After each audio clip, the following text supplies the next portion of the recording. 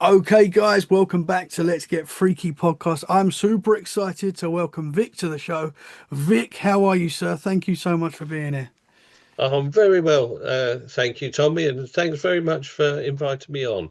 That's a pleasure. It's an honor and a pleasure. Now, we recently had Nickname on the podcast, Nick. Very Yeah. great episode, episode 292. And it was a fantastic episode. And she mentioned you quite a bit in the because it's your fault that she's gone Thought down she these might. rabbit holes. Yeah, I know. So you are her dad. And I said, I've got Yes. to talk to your dad. And you very kindly showed up, man. So thank you so much. No, my pleasure. So what part of the UK are you in right now? Well, live in Wiltshire. Nickname's just around the corner from me. Used to live in Bracknell in Berkshire, and that's where some of the things that I'm going to share with you have happened. And but been in Wiltshire now for about 11 years, 12 years, something like that. So Okay.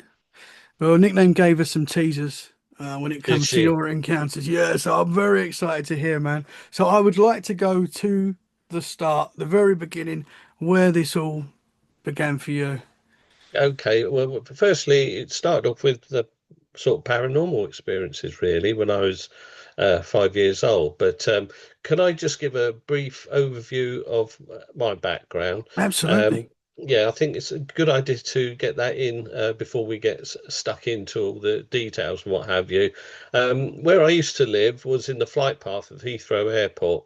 So from the age of 5, I was always looking up at the sky because I was always hearing an aircraft and fascinated about aeroplanes, warplanes, passenger planes. And I can memorize the lot from the time that I was growing up because the airplane used to pass right over our house and then turn in towards Heathrow. And on the opposite direction, they used to head from the west and fly over our house, do a turnaround and come back over the house and head for Heathrow. So I'm very well aware of sort of aircraft back in the 60s, but also present day. I'm still very much into aviation and also astronomy and planets. I used to do projects on astronomy when I was at school and also aircraft from World War I up to date, really. So I keep in the loop with all the secrets aircraft and stuff like that that's supposed to be in develop. So I'm pretty confident I know what I see when I see in the sky. I'm used to seeing satellites. I go out on sky watches myself to watch those sort of things. So I'm kind of very familiar with, man-made machinery that's flying around us all the time. And that still is a case today. Tomorrow I'm off to an air show. So, it's just a follow on really. But Mhm. go back to my first experiences, which happened in the 60s, and I was probably about 4 or 5 at the time. My first experience, let me just, I've got my sheet here just to double check. One of the first experiences I had when I was young, I was I was in bed, probably about 7 or 8 o'clock. My family were downstairs, and I was still awake, just trying to get to sleep. And I heard someone walk up the stairs. Quite obviously, somebody walking up the stairs. Stomp, stomp, stomp, stomp. Go into a room and then drop something on the floor, and it something like a cotton reel because it rolled. Something dropped on the floor and rolled along. So I got two sisters, a brother that was living in the house, and my dad that was living in the house at that time. This is in Bracknell. This took place, and I shouted out to who's there. I sort of shouted out my sister's names and my brother's names, and there was no answer. It was just quiet, and I sort of started panicking because I was very young, and I started shouting out again the names louder and louder, but still there was no answer. And I ended up screaming the place down, and then I heard the kitchen door open, and then my sister ran upstairs to ask me what the matter was, and I said, "Well, I heard somebody come upstairs, go into the room, and then drop something on the floor, but nobody answered when I called." So I was kind of hysterical then about that. So they sort of calmed me down. I eventually went to sleep, but that was the sort of first thing that was happened to me. It was really strange that because the sounds were distinct. Hmm. It was quite obvious. I could what I was hearing, what I was hearing. So that was one incident there. So I was around about five, and I think the next one that I had was probably about the same sort of age, something like that. They say you have a lot of experiences or can be susceptible to experiences when you're younger. The second one, I'm not sure whether I could class that as a very vivid dream or not.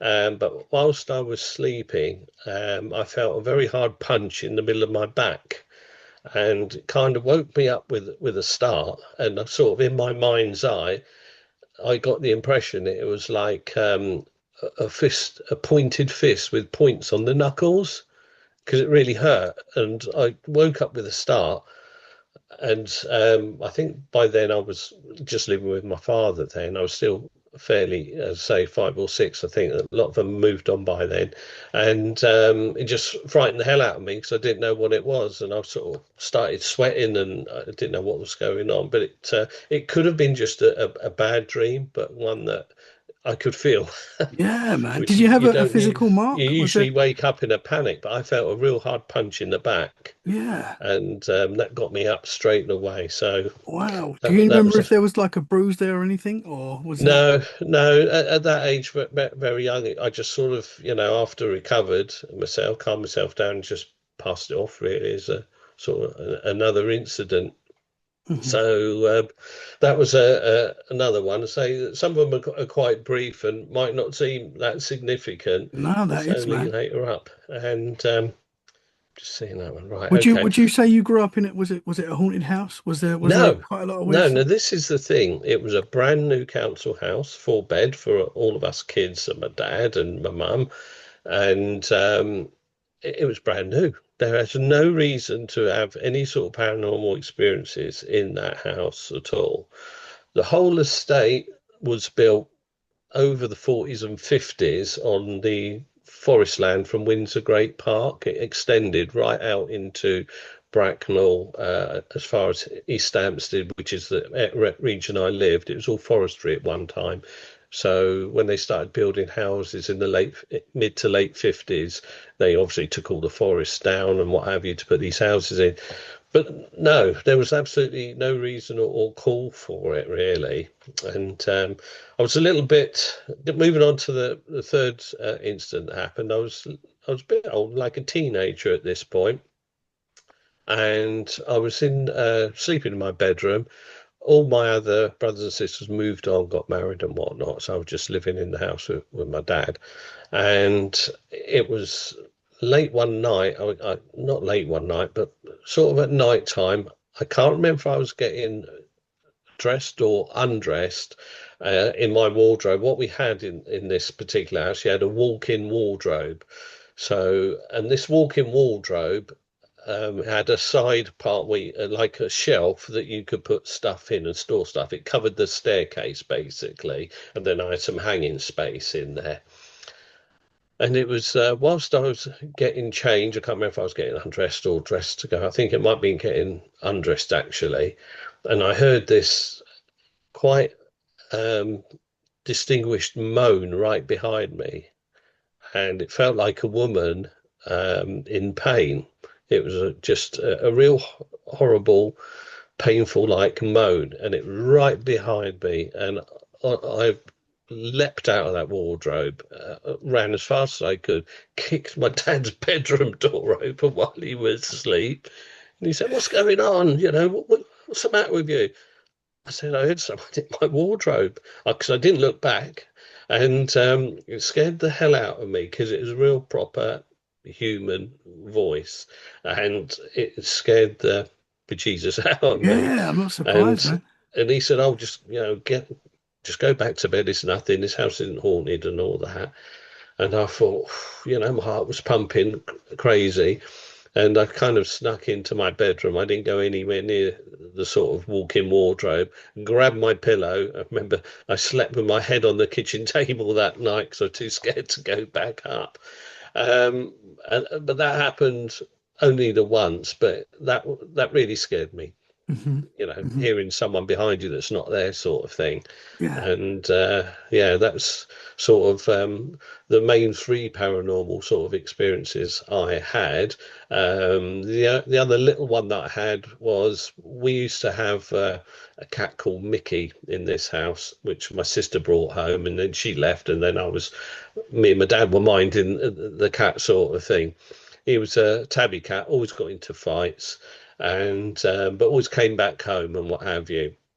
And he lived quite a long time.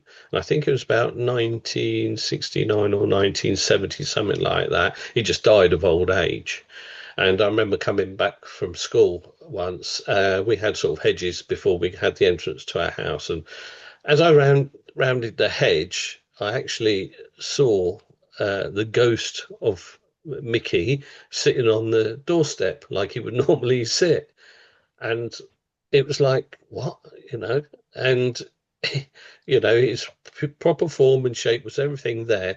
And then it just kind of melted away, the whole shape and form. And I thought, well, Wow. that's strange. My cat's come back to say goodbye, sort of thing. Yeah, And, man. but yeah, it was sort of a split second, but there he was. And then he just sort of melted away almost Wow. instantly. And it, again, took me by surprise. I'm not expecting these things. I come home from school, just going to go in and get something to eat. And as I pull round into my pathway, there's my cat sitting on the doorstep, and then Wow, just man. melted away. So As you know, that was that's just weird. quite often with the paranormal. That seems to be that happens when you're not expecting this stuff. I know that's Exactly. what it's been for me. Like Yeah. when you're not thinking You're about not it, or looking for it. no, you're It not just looking for it. happens. It just happens, and it shocks you. Obviously, Yeah. that's wild. Is that the first time you'd seen something paranormal? That's Would you say? that's the first time I've actually seen what I call ghosts. Yeah. Yeah. Wow, man. But it was just bizarre. They But do say hey ho, our pets come back, like, yeah, and my brother, when our dog died, yeah. my brother actually heard, and my brother's a lot more skeptical than me. If you talk to Mm. my brother, he's very skeptical, but he heard our dog run up the stairs like he normally would after he'd passed, a couple of Mm. weeks after, and he actually felt him jump on his bed as well between Oh his well, legs. Yeah, he could feel, and my brother's like, I don't know, man, but I'm like, bro, how can you? yeah. If you felt that, that's I'm getting goosebumps thinking about that. But It's real. it's wild, man.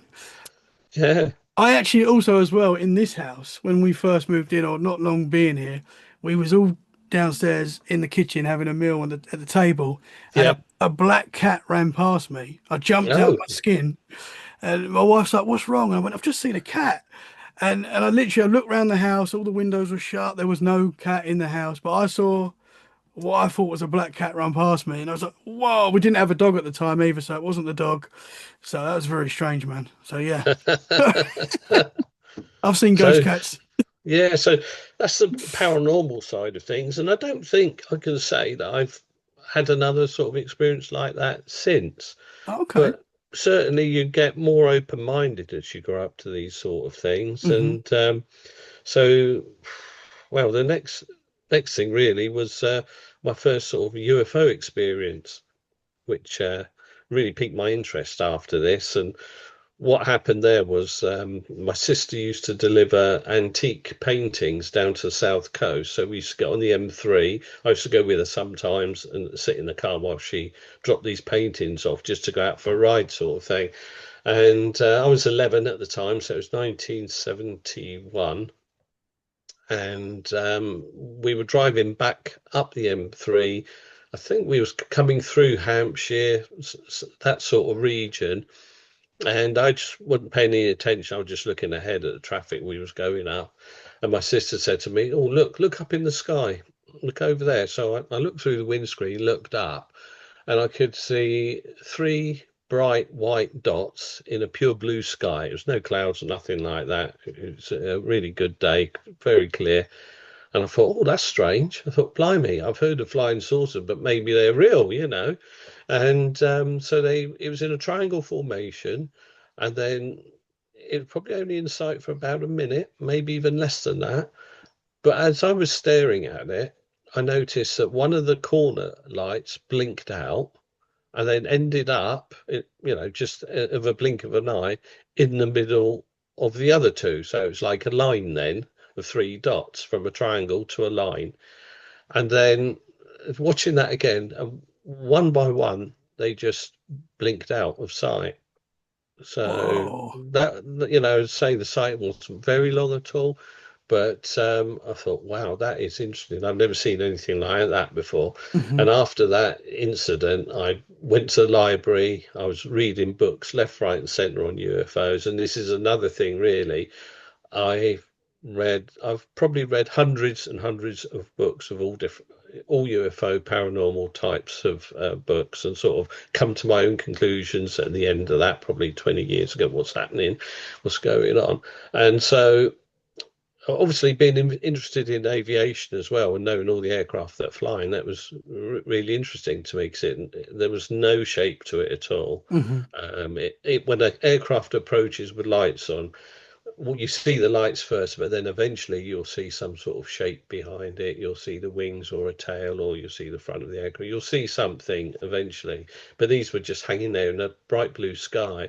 Incidentally, it wasn't that long after we spotted them and they disappeared that a jet fighter flew over in that direction, and a helicopter army helicopter was flying low across the fields over where these things were showing. So that could Interesting. be just coincident, Tommy. Oh, Um, we don't believe in but coincidences. but the jet aircraft, I would say, was interesting. As if it was going to look for something, but whatever these things were, they'd gone, long gone, sort of Wow. thing.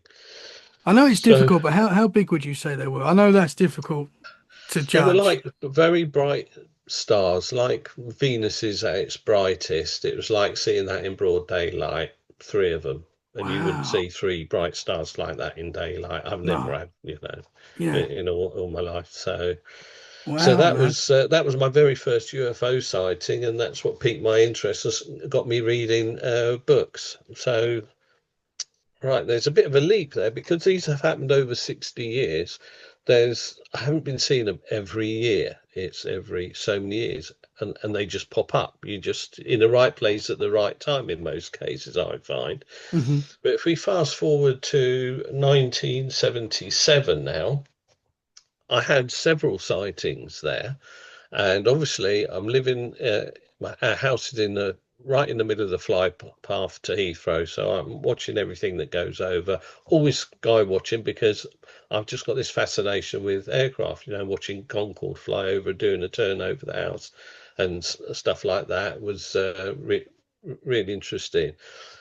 But then I was in my bedroom one evening. It was sort of dusk time. Sun was just about to go down, so it was still light enough to see.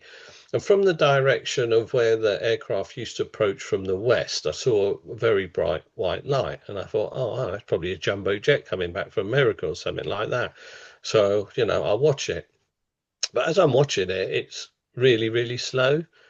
And, so I'm thinking, is that a balloon? Can't be a balloon. It's really bright. And now I'm not seeing although it's approaching closer towards my direction, I'm not seeing any wings yet, or any tailplane or black shape behind it. And it was just a bright white light, and it was moving slow. If it had been an aircraft, they fly over, you see them, and they're gone in like 3 or 4 minutes. But this was in sight. The total length of time was around about 20 minutes. So it was moving very, very slow.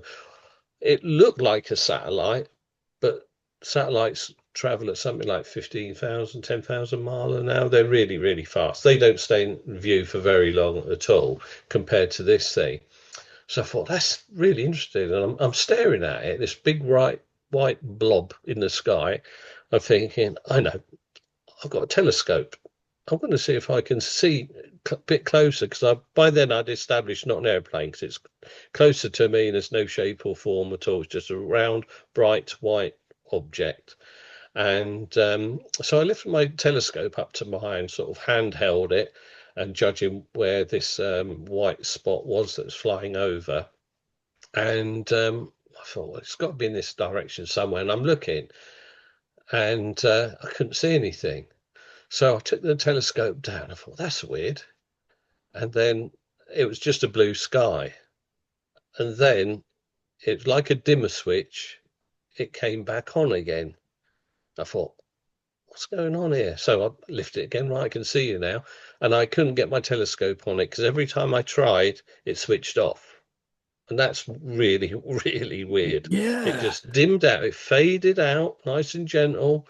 And then when I took my telescope down, it came back into view and brightened up to its normal brightness again, which was quite bright.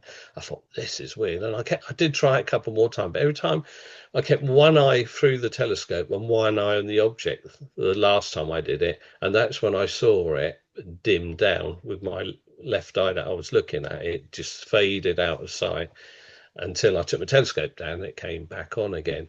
So Wow. this was happening over, as I say, around about 20 minutes. It was in sight for quite a long time. And as it was approaching my gutter, so I'm looking up quite steeply now because it's getting near the gutter. I thought, right, I'm going to go downstairs out the front door and then watch it come over the house. But it never came over. I never saw it again after that. But I saw it right up to the roof line of where our gutter is, where the soffit is, basically. I could only see it up to there and then didn't Wow. see it anymore. Wow. So, Do you think it knew that this object knew that you was watching it and trying to get a yeah, close look? well, that's the only conclusion I could come to, Tommy. It was nice and bright for me to watch, stare at it normally, and I'm looking at it, no problem at all. As soon as I get my telescope to try and view it, it dims out on me. Just because I wanted to get a better view of the shape and see, it looked like a round, bright object, Mhm. very, very bright. So, and that was that one really. That was another weird one. That was the first one I think I saw in 1977. Another time I'd switched bedrooms from where I used to sleep, so I had a good view out the back looking west, so I could see the passenger planes flying out west, and I could see them coming back, approaching from west. As I say, we was on the flight line basically to Heathrow, and there was another night time I was getting changed, ready to go out. I looked out the window because I'm always bloody looking out the sky. I'm just addicted to see what's going on in the sky. And I see four red objects following each other.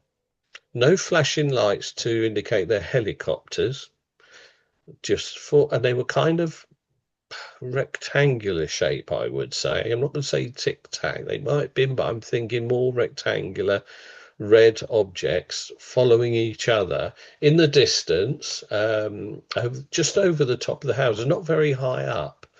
And they seem to approach the house, the chimney tops that I was looking at, and then they sort of trailed away. But it's like they was in a chain sort of thing. They just followed each other and then went out of view and dipped below the house, so I couldn't see them.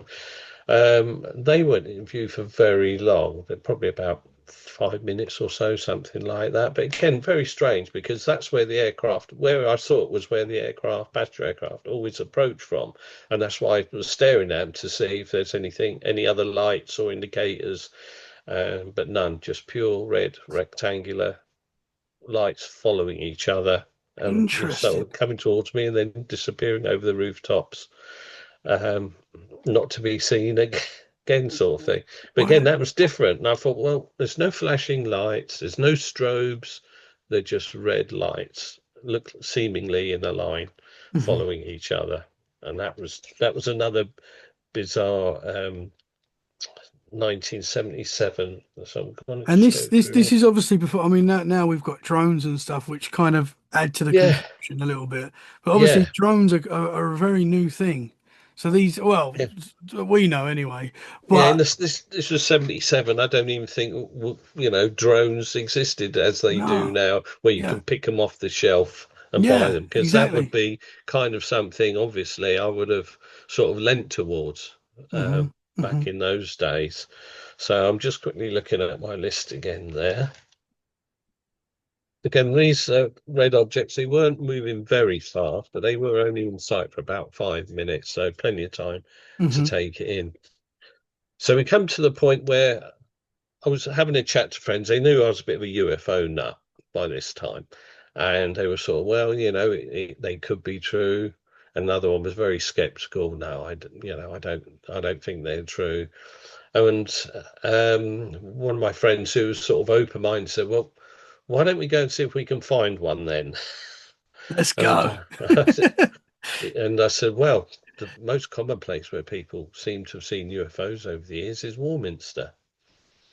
So I said, come on, then let's go to Warminster. This was about 7 or 8 o'clock at night. We just decided to go, me and these two other friends of mine, and one of them just got some camping gear, so we get a tent, get some bits and pieces together, and we drive down. So we took my car, I drove down in my lovely Mark One Cortina back in the day, and we got to Warminster about 11 o'clock, I think it was. About 11:20 from my memory. I think we got there, and we couldn't see an awful lot. It's not a lot of street lights when you're out in the sticks around Warmson, because we didn't go into town. We was on the outskirts where Clay Hill is, and that's a very good spotting place as well, from what I heard. So we drove down a little farmer's lane, I would say, and we pulled up on an entrance to a field. And above the field was Clay Hill, so it was kind of overlooking where we were looking to pitch up. So the idea was that we'd pitch up a tent and just go on a sky watch sort of thing. So my two friends, they took all the camping gear, tent and stuff, and was trying to camp in this farmer's field. And so, they're saying it's quite hard. It's all flint everywhere. We can't get any stakes in, sort of thing. I was sat by the car. I thought, well, you go and do that then, because I was actually getting a bit spooked out, because it was deathly quiet down this country lane. It was absolutely quiet. No sounds, no wind, nothing. Um, I can't remember if it was cloudy or not that night. I can't remember that.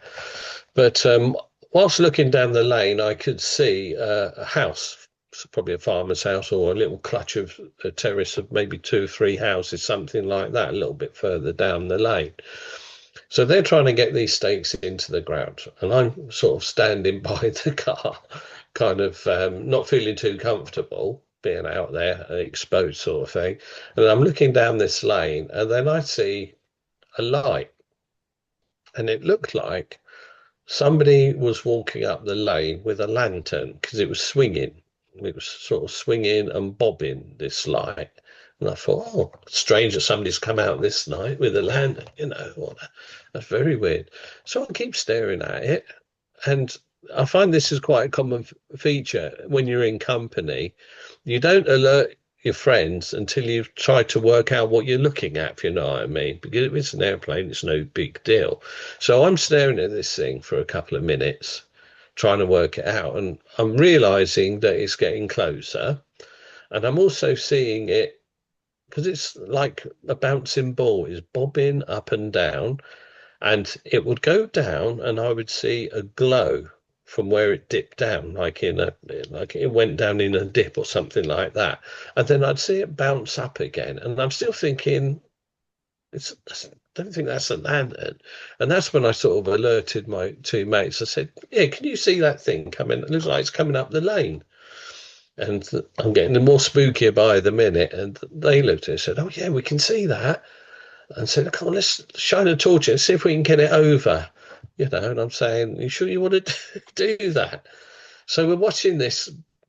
It was a white sphere with an orange outline as it was getting close. So I could figure that out. And we're watching it, and it's coming closer, getting a bit bigger as it's coming towards us, dipping down out of sight, but you can see the glow still, and then it'll pop up again, and then it'll go down again, and then it'll pop up again. And we're trying to figure out what's going on. What is this thing we're looking at? Not a helicopter. There's absolutely no noise whatsoever.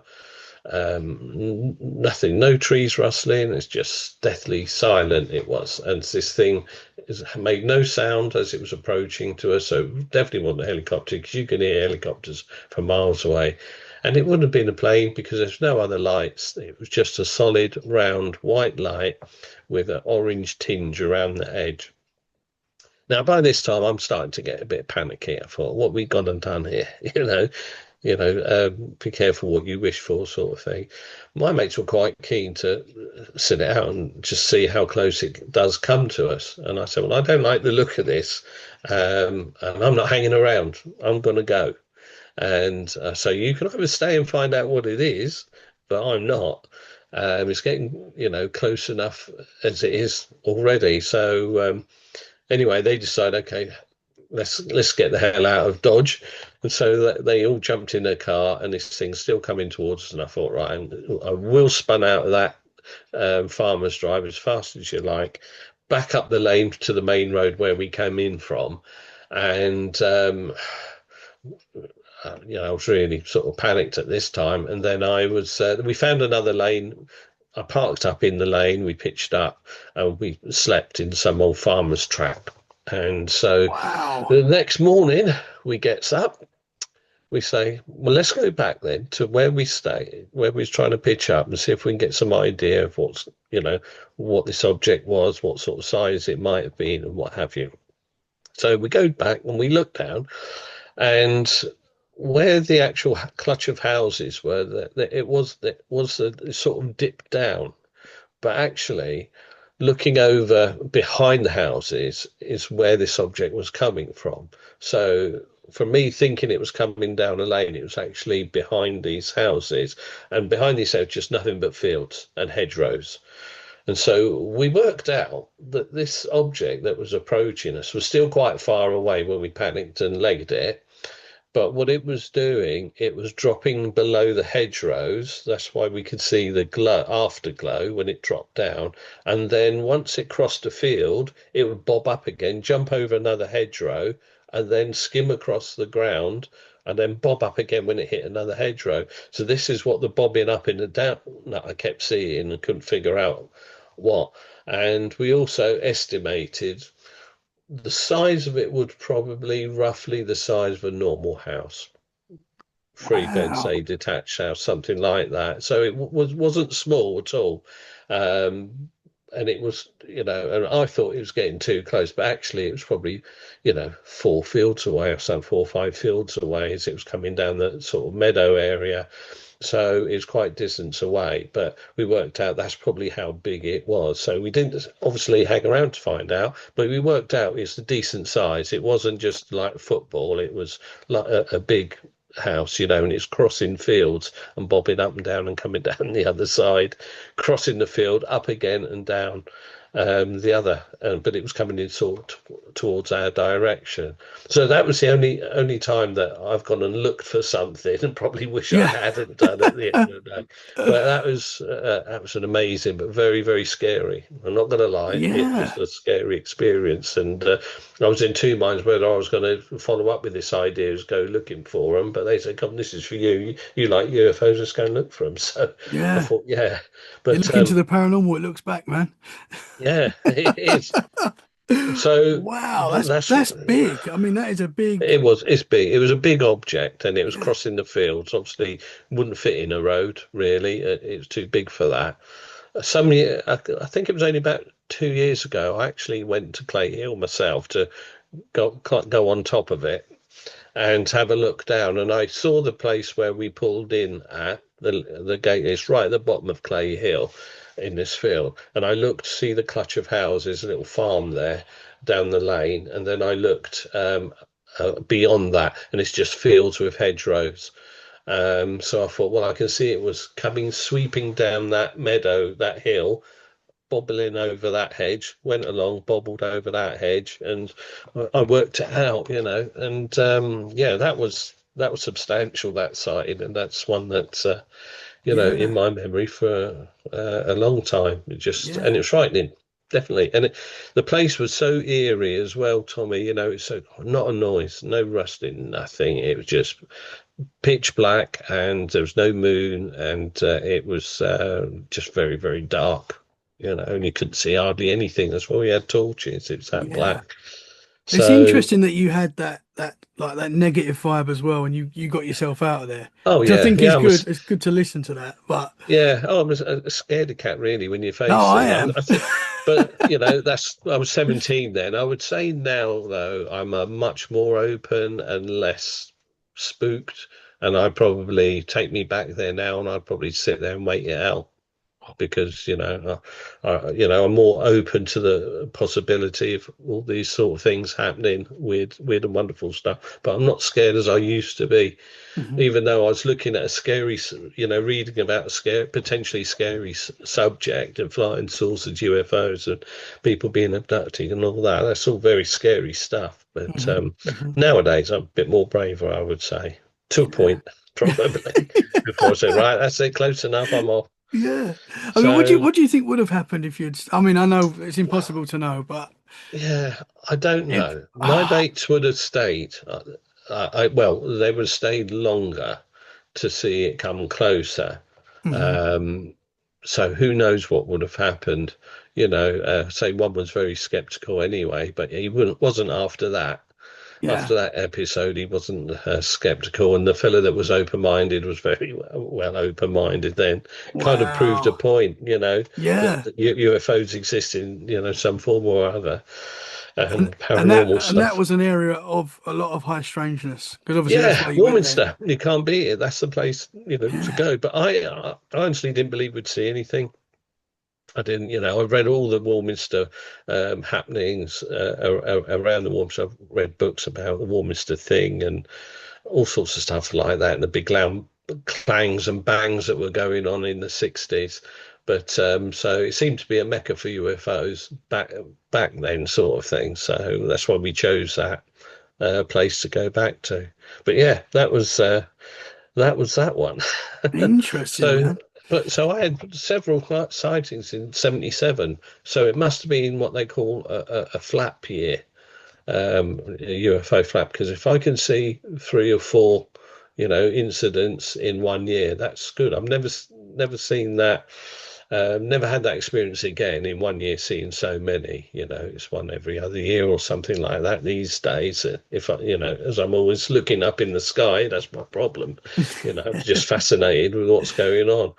So, yeah, so if we move back to the 80s now, because that was 77, so I was 17 then, so we're looking about 86 now for this next sort of happening, as it were. So I'd have been 26, something like that. Again, living in the same house that I had my paranormal experiences in. Um, we, me and the wife, sort of moved and lived with my dad at that point, and my sister had also come back for a visit. So we had a leaky gutter and it was soaking the front porch. So I decided that I'll get up there and clear out the mud. And I'm not a lover of heights at all, but my wife footed the step ladder as I extended it right up to the gutters and I was digging it away. Of course, aeroplanes from Heathrow going every 2 or 3 minutes. So, I'm glancing up and saying, oh, yeah, I know what that is, and I carry on trying to focus on not falling off the ladder sort of thing. Um, but I was clearing out this muck and I heard this other aircraft coming from behind me from sort of bag shot area, part of flight line. I sort of looked around and it was, do you remember those old TriStar passenger planes? There was an engine by the tail and they had two on the wing, one each on the wing. So I had one each on the wing and one in the tailplane. I can't remember who made the TriStars now, but this TriStar was manoeuvring, turning in over to going to start its turn to head towards Heathrow. And I'm staring at it because they were quite low. They were a few thousand feet up. So it was a good watch anyway, watching the airplanes fly over fairly low. And I see this silver thing fall from the wing. And I thought, oh my God, it's lost a bloody engine. I was crapping myself. Oh no, what's going to happen? And I said to my wife and my sister, I said, look at that. It's lost a bloody engine. How's that going to stay up? And this silver looking thing was coming down from the TriStar, but the TriStar was still flying. And I realized then that it actually wasn't an engine that had fallen off because the plane was fine. It just carried on. But this silver thing has just dropped from the sky. And looking at it, you could make out it was a round spherical silver ball. and every so often it would flash as it's coming down. So it's descending. So I thought, I'm going to get my binoculars. So I said, you two watch that. I'm going to go in, get my binoculars, and have a good look. And so it wasn't come down that fast, but I knew I had to be fairly quick to get indoors, dig out my binoculars, come out. So that's what I did. So as it's coming down in a straight line, I got my binoculars out and I could see, focused on this one. This one didn't fade out like the other one did. And it was a round silver ball and it had a black line on it. And that's what caused the flashing. I said it seemed to be flashing, but what was happening, the black band was coming round at certain intervals as it was Whoa. rotating. And I could see it quite clearly in my binoculars, and it was getting lower and lower, and it come down to like a tree or house line, and then it stopped. And then it changed direction. It's from dropping down, it started going in a different direction. Flat as you like, it just stopped and started moving away behind these houses. So I still had my binoculars on until it disappeared at low level behind houses. I couldn't keep up with it anymore. And that was really bizarre. Wow. So I said it looked like an engine. So that's what it wasn't very big. It was probably, a small spherical ball. And it just came past. I don't know if you remember seeing that Concorde video where that spherical ball drops down by the side of it. And then it drops down past the Concorde, then it comes up the side of it and it flies alongside. I'm not sure if So I that's have. yeah, that video is online. It's well known. Hmm. People try to debunk it and what have you, but it was a promotional video for Concorde, and Oh, it's I a have side seen view. it. I Yeah, have you seen that. you probably would see. So it's kind of like that, just a round ball, not very big, um, but it had a distinctive black line on it as it was rotating, as it came down, and then I followed it with my binocular till I couldn't see it before it went behind houses and whatnot. And both Wow. my wife and my sister saw it and was watching it as well. So Yeah. that was bloody strange. That is very Again, strange because nothing in the 80s as well, nothing that we know of moved like that. no, no, blue sky again, clear, no clouds, no obstructions of any description on that. So that was Wow. quite a good sighting. That sort of follows up with the Warminster Yeah. sighting we had there. And these silver spheres, that they're seen quite a lot now. I know there's a lot of They pictures are, they're online. common, aren't they? Yeah. Yeah, they're very common, small spheres, sometimes maybe not bigger, not much bigger than a football, that Yeah. they're seeing. So I'm just trying to see, uh, Interesting, that. yeah. So that was that in the 80s, right? So that was the only one that's notable that I remember in the 80s. But because I was reading a lot of magazines, I wrote off, put an advert in UFO magazine to, because I'd read a book about World War II Foo Fighters, these Hmm. little spherical objects that used to follow Allied and Axis airplanes around, to find out if any pilots had any experience like that. And I got a letter back from a gentleman who was a tail gunner of a Halifax bomber. And he said, I saw your advert, so I thought I'd send you my story because our bomber crew had an experience flying over Germany on a bombing run. And he said that they were followed by this white light on their bombing run and coming back. And he said he got fairly close to him. And as he was the rear gunner, he decided to shoot because they thought it might be a German night fighter. So he said he was shooting at it. And he said the strange thing was the bullets didn't come out the other end. It seemed like he was firing into a bucket, so all the bullets were going in but not coming out and didn't make any difference at all to this object. It just carried on following him, and he was firing all these, 303 machine guns that they had at the back in the turret there, and didn't make any difference at all. And all the bullets disappeared into this object, didn't come out the other end. So I thought that was quite Wow. interesting. Yeah, man. So yeah, I think somebody else sent me a letter as well, and I wasn't I wasn't too, sure about this. It was he sent me photos, this person, of the German flying saucers. Have you seen or heard about them? Hmm. Hmm. He sent me a letter with drawings, technical drawings of these German UFOs, which I'm sort of highly skeptical, or was then. Maybe a Hmm. bit more open minded now, but very skeptical then. And he sent me a load of pictures and of these German UFOs, and he said that these were designed by. He said that the names are it can be found if you Google them. I can't remember all the names of it. So there were two inventors that invented this UFO or flying saucer, and this is what it looked like. And he sent me sort of drawings and stuff like that. Well, I thought it was interesting, Were but they I the ones with wasn't like sure. the Nazi signs on the side? Yeah, Yeah, yeah, I've they were. seen, Yeah, like, I'm not sure if they're real or not. I don't know, but I've seen no, pictures of them. That's yeah. interesting though that he sent you a drawing. Yeah, well, he sent me plan views and things like that, like a technical drawing thing. Whoa. Photocopies, and this was again, we're in the 80s again, so that was like we kind of know about them nowadays about potential Nazi UFOs, but back in the 80s, I don't think we really was, you know, aware of that, or it wasn't going around that Nazis had UFOs at that Hmm. time. Not that I remember. So that was kind of a new thing for me. That surprised me. I thought, well, Yeah. I just don't know, Yeah, man. and somebody sent me a picture of some Foo Fighters following a Japanese bombers, which is again online. You can see this picture online. Somebody sent me a photocopy of that.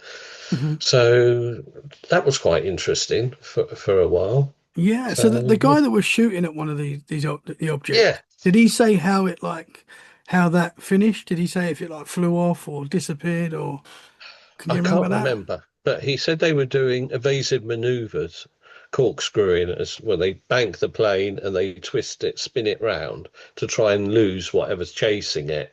But this white ball just kept following them wherever they went. They couldn't, no, no matter what they did, they couldn't shake it off. Eventually, it just pulled away. I think Wow. just left them alone, sort of thing. Interesting, man. Yeah. So there was something else that I just missed.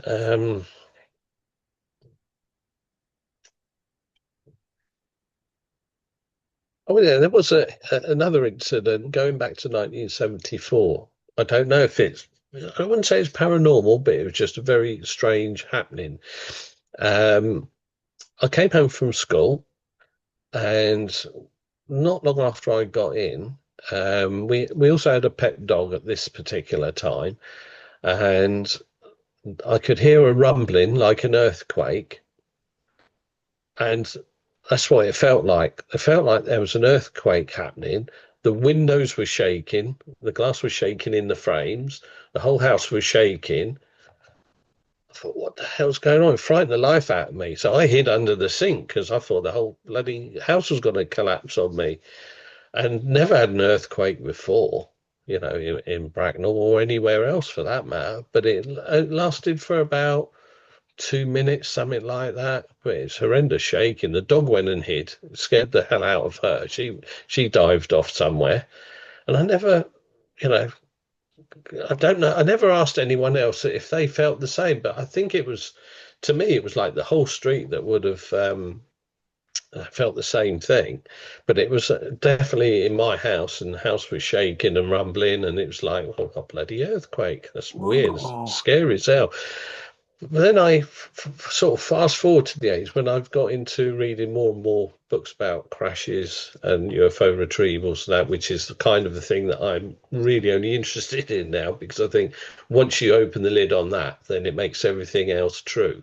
Once Hmm. they admit to aliens and captured flying saucers, then everything else everyone's seen before is true. It just takes the whole lid off of it, So the stigma, finally gets rid of people being called, lunatics, or, seeing things, or this kind of stuff being discredited all over the place. Hmm. But then I read the story that in 1974 there was an apparent UFO crash in Wales, in the hills, and I'm thinking to myself, I wonder if that sent shockwaves, because apparently it sent shockwaves all through the village, And if it was a crash of that sort of immense power, it's almost like a nuclear bomb going off. Because to feel, I'm not sure, I don't know if it's connected. I'm not saying it's connected, but it felt very strange that around about that time, apparently a UFO crashed in the hills in Llandudno in Wales, I think it was. I think it was Llandudno.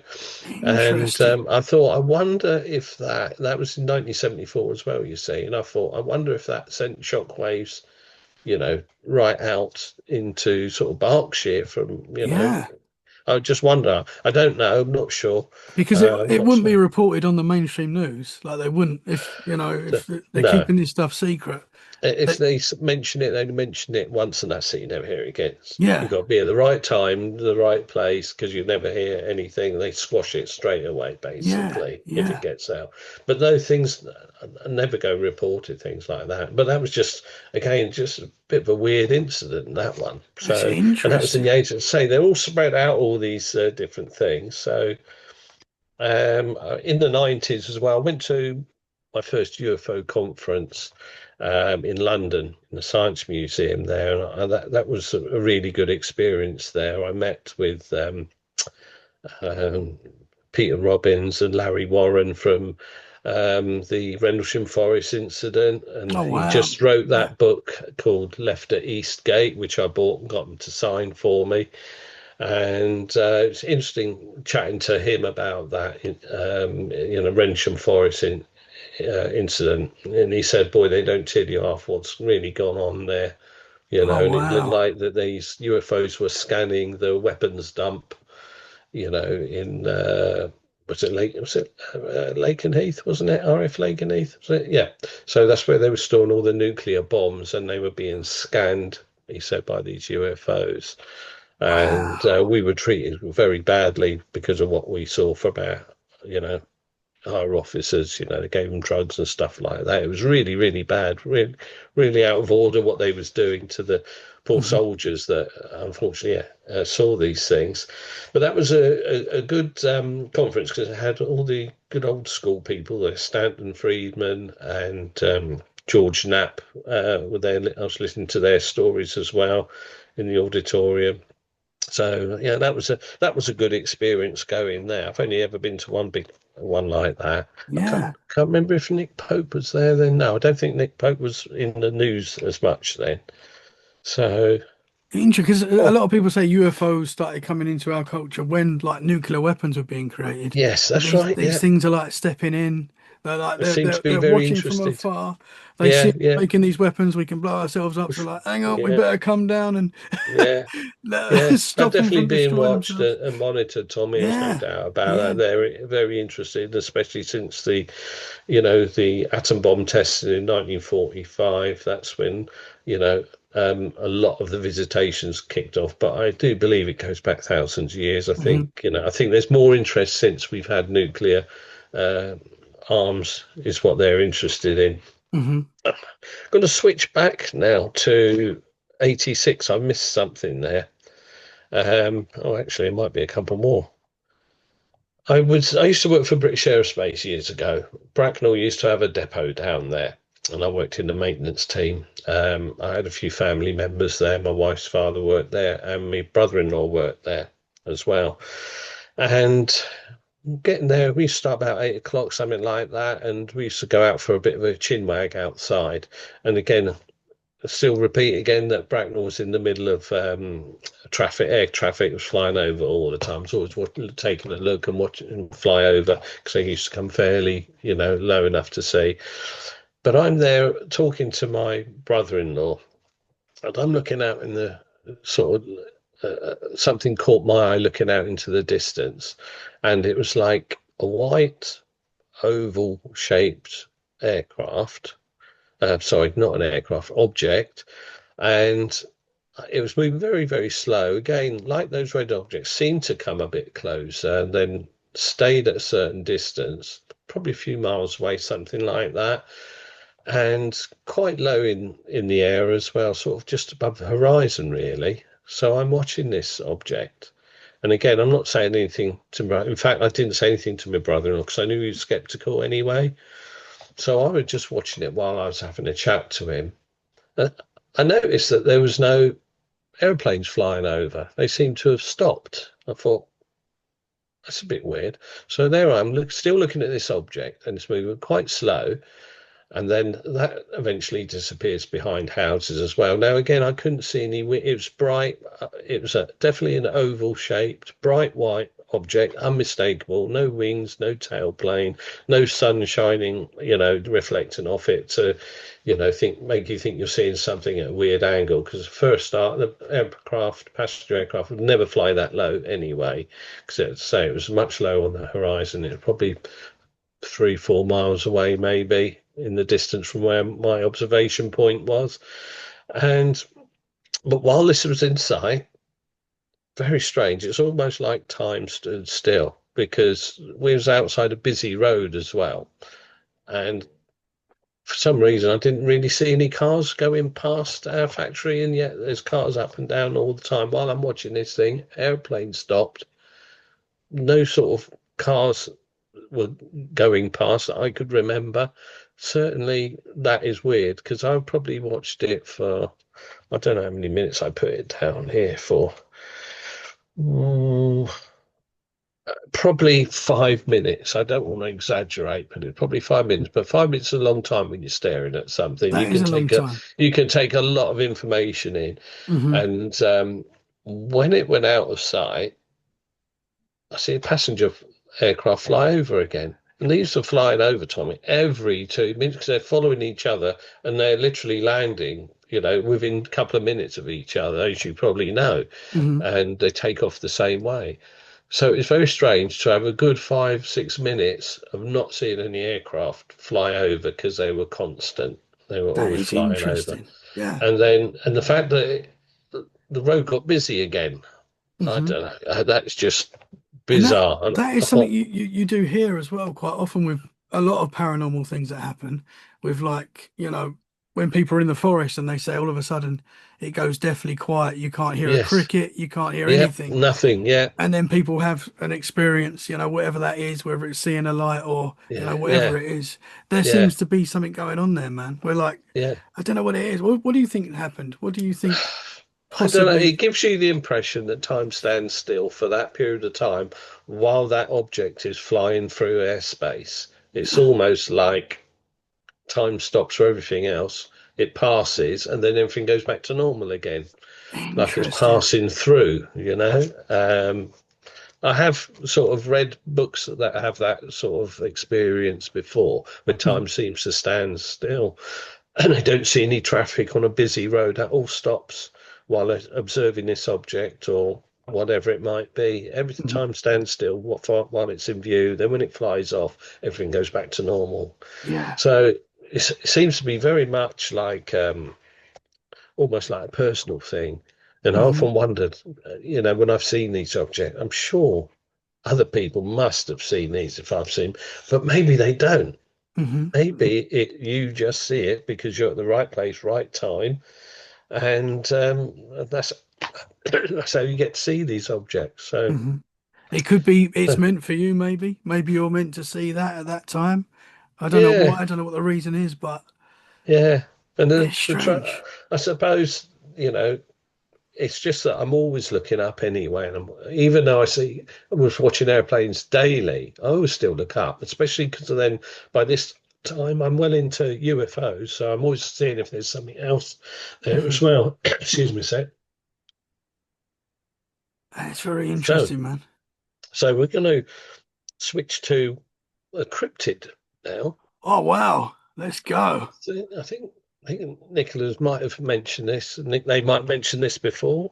I don't know, but we moved house from uh, our current location, but still in Bracknell, so still, with all the aircraft flying over every few minutes regularly. We had another new council house in a new estate, again on the edge. Now this was much closer to the edge of Windsor Great Forest. This is like the last estate they built before the woods, basically, that led all the way up to Windsor Great Park. And we had a new house there, and we also had a golden cocker spaniel. And we was woken up by his barking and howling one night. I thought, what's the matter with him? What's he barking and howling at? It's probably just a cat outside or something like that. But he was really going mad, and he was howling like we'd never heard him before, howl like that. So I said, right, let's go and find out what he's yelling about. I didn't go downstairs. I thought, well, if it's a cat outside, or he can sense something out there, then that's probably where I'll see it. So we had sliding window, so I went to the back bedroom, slid open the window that looked down directly where our back door was, and that's where our dog used to sleep, by the back door. So I'm looking down, and I see this huge black cat, and, and I can actually show you a picture of that if I get of what identical to what I saw. Oh I wow, thought, yeah. wow, you're big. And, he's turned his head and looked up at me like that. And he had these like green glowing eyes.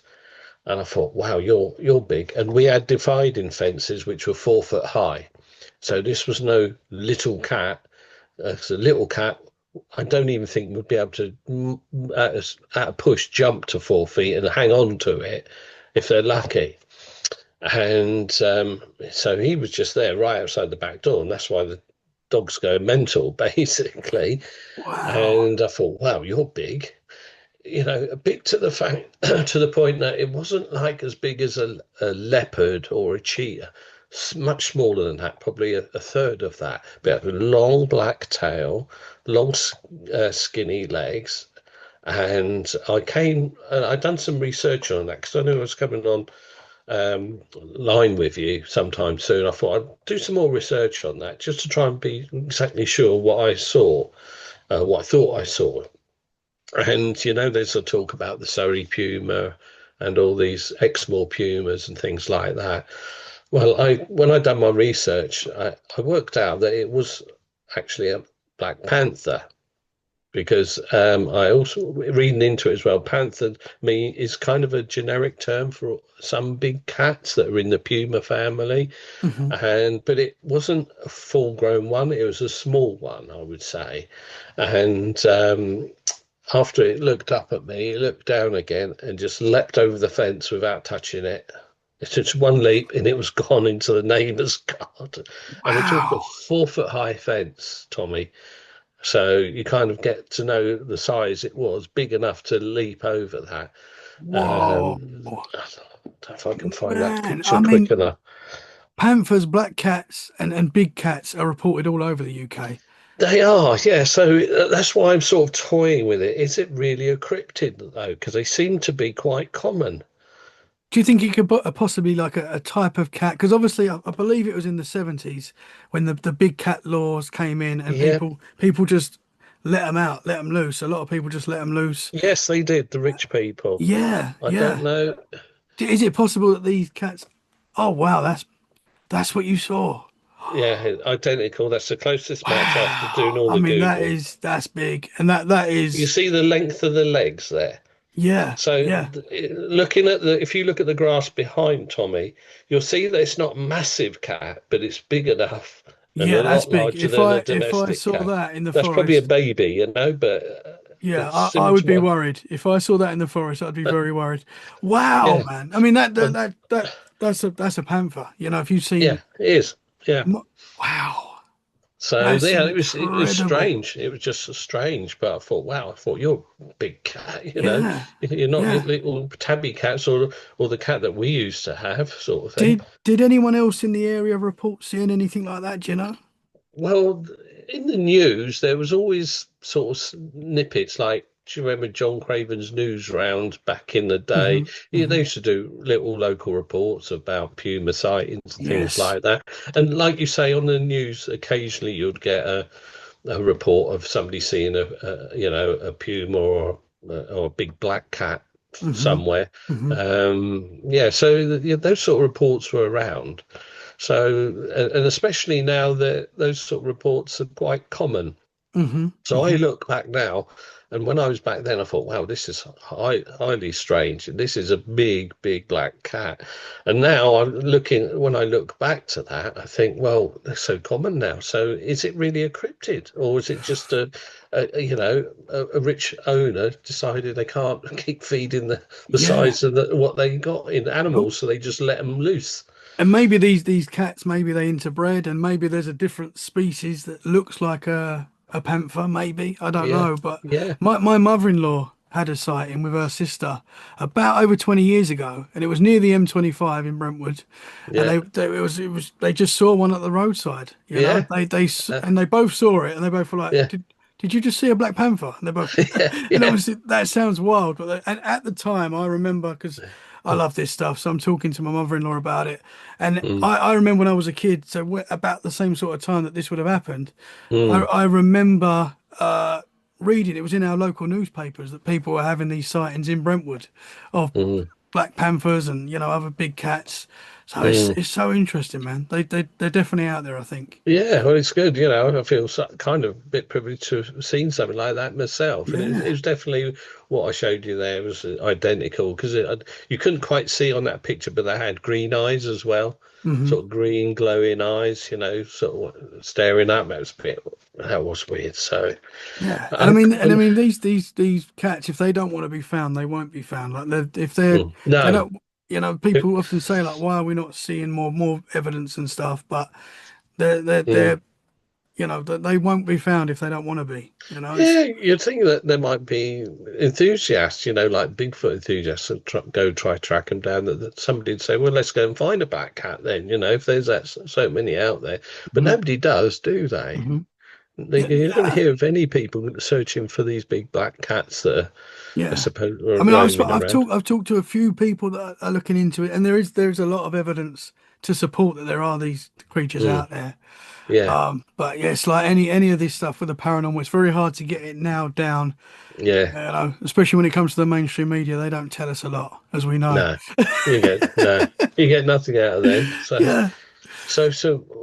Another high strangeness, Cash. Moving to 2000s now, I've kind of put them into some sort of chronological order for you. And again, lived in Bracknell, moved from the place where I saw the Black Panther to another part of Bracknell. Again, still same thing, aircraft taking off, flying over the houses all the time, fairly local. And obviously, me always looking out and just being, fascinated by them.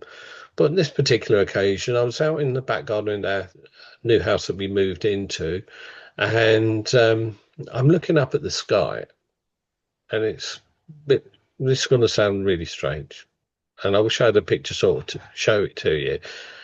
But two objects come into view that weren't like objects like saucers or any sort of craft. What it looked like to me, and I did manage to zoom in. I think I had my binoculars or a camera or something like that. I managed to zoom in on it. And it sounds really daft, what I'm going to say now, but this object looked like it was the shape of someone sitting on a throne flying through the air. And there was another similar object, but not the same, in front of it. So they were like flying in the same direction, not overly fast, but not overly slow. I had enough time to get a good look at it, and I couldn't make out a person or anything like that. It was the outline. And I did do searching through some pictures once, and because it seemed like it had an elongated head or something like that. It was like somebody sat on a throne and looking forward, had a long thing pointing at the back of the head, and just flying through the sky. And I thought, somebody's got to be seeing this. It can't just be me. It's so obvious where it's flying. This was probably a few miles away again, but I managed I could only zoom in to get a shape. I couldn't zoom in sharp.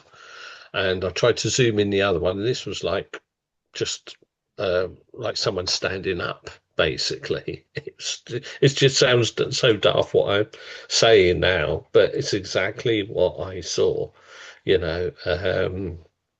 And life was going on as normal. Aircraft were flying over, but I just saw these two strange objects in the distance, Tommy, and Wow. the outline looked like somebody sitting up with their arms on the throne, looking for leaning forward, and like a big shaped head.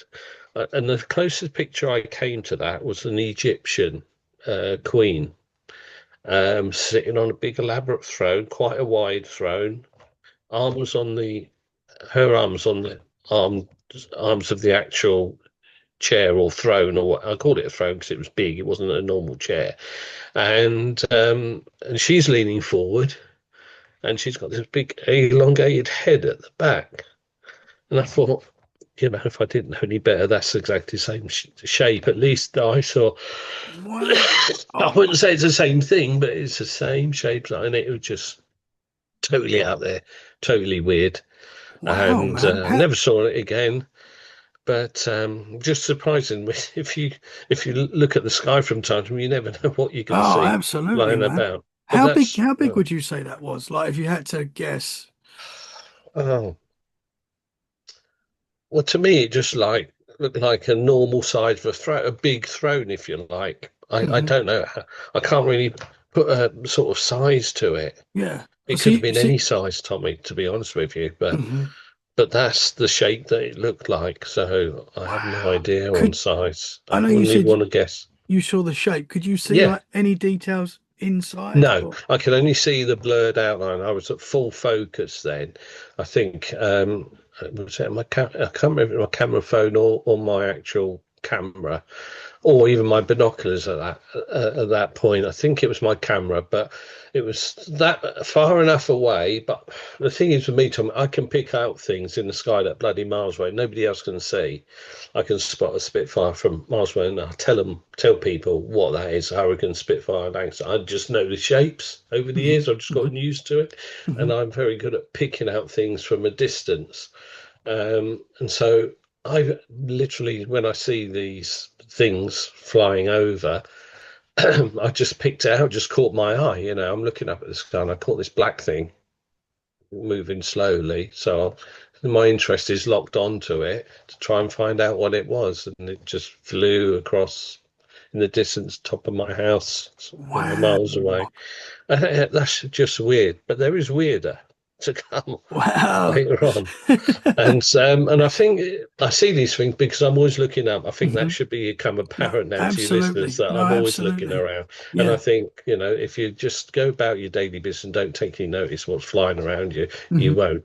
Yeah. Your chance is less of seeing something odd Hmm. or bizarre. But everyone's looking So down at their cell phones now. Everyone's down looking and yeah, that's it. They're probably not. missing a lot. That's right. Yeah.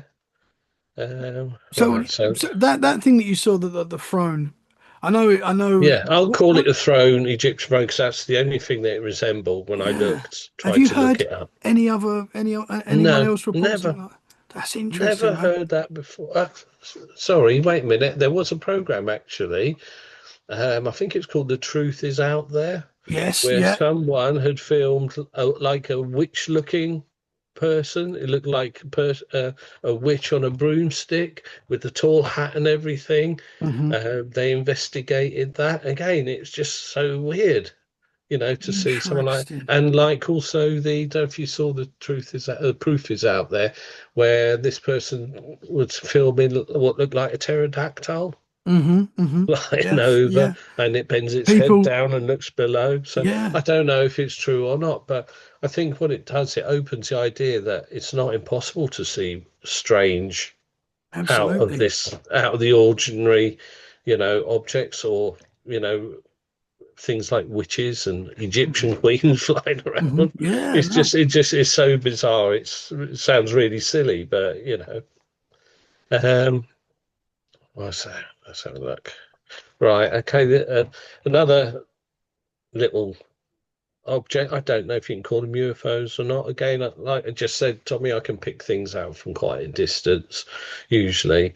And again, same garden where I saw that outline of a throne thing object. I was looking out the back garden, and actually Nick was with me that day, and the very limits of my vision, I could see a white object moving around, followed by another object. And it's really extreme. It's in what would be the flight line of the aircraft flying into Heathrow as well. And I couldn't take my eyes off it. I said, Nick, have a look at this. I can see some objects flying around in the distance. They're white objects, but I said they're very, very faint. You've got to, if you see one, you've got to lock onto it because people see these things in their eyes. I can't remember what they're called, but we have like floaters sometimes in Hmm. our eyes. Yeah. I don't know if it's a bacteria or something like that, and people can sort of say, "Oh, you've just got a floater in your eye. That's what it looks like. It's moving around." But you can be confused with those if you don't know about sort of what you're looking at. And she could see them anyway, and I could just see them, and then I lost them completely. They just sort of disappeared behind another house, sort of thing. But they were really, what I would say, extreme range. Very hard to see for anyone apart from myself, which I Hmm. just pick things up when I'm looking up into the sky. Um, right, okay, so that was there. I did hear a story once from my brother-in-law that he was in the police force, and a friend of his told him that while they were on patrol, they saw an alien climb over a fence to go Wow. into a field or come out of a field. There's no more detail other than that, but I remember this was years ago. My brother-in-law told me this that a friend of his in a patrol car. He said he's a no description for it. It was an alien climbing over a fence. Wow, What man. style? If you know the style that you get on before you get over the fence, that wooden Yeah. thing. Yeah, Was yeah. climbing over one of them, and I didn't have any more detail of it at all. Oh, do you know what area But that was that's in? just a snippet, that one, and I've got another little snippet there that my brother told me many years ago that a friend of his was down a lover's lane with his girlfriend, and he said they were attacked by a monster, come out of the woods, was banging and crashing on the car trying to get him. I wouldn't have Whoa. liked to have been there. This would have taken place in the 60s or 70s, I think. And yeah, that was would have been frightening for him. So Wow. yeah, Well, that again, that's a snippet. That's just what my brother told me possible that Bigfoot? he found for him. Possible Sorry, possible Bigfoot? Bigfoot, yeah, in England, that would be something, I wouldn't it? mean, there's reports. I mean, I've talked to people that claim to have seen these things in the UK. I'd like to think Really, they're that'd here. be interesting. Yeah, yeah. I'd like to think they're here. Yeah, I feel yeah, like if they are, it's got to be yeah, something supernatural. But I don't yeah, know. I mean, I yes, don't yeah, know. yeah. Why only in America or places where there's lots of woods? Why not Yeah, over smaller countries and what have you? yeah, But they man. certainly don't want to be found, do they, Tommy? No, that's for sure. Yeah. Right, okay. Interesting though, man. I always find it interesting when police officers report these things as well. Well, I, that's it. I mean, for his friend to actually tell my brother-in-law in the first place, mhm. he must have felt that there'd be a lot of stigma attached to it. And should he bother telling him at all? Better just to keep that to yourself and your bloke that or partner that you was on patrol with that night. But it obviously affected him enough for him to, you know, tell my brother-in-law, and he ends up being a superintendent. So Oh as wow. well. So Okay. he's quite high up in that. But yeah, you'd wonder, do I say this or do I just keep my trap shut? Because it's going to Yeah. sound ridiculous. But he actually described it as an alien. I don't know Interesting, what man. type. But yeah, Interesting. yeah. And the police ones I find always are. Why would Hmm. they say anything to discredit themselves? They Hmm. wouldn't lead them into that at all, would they usually? Absolutely.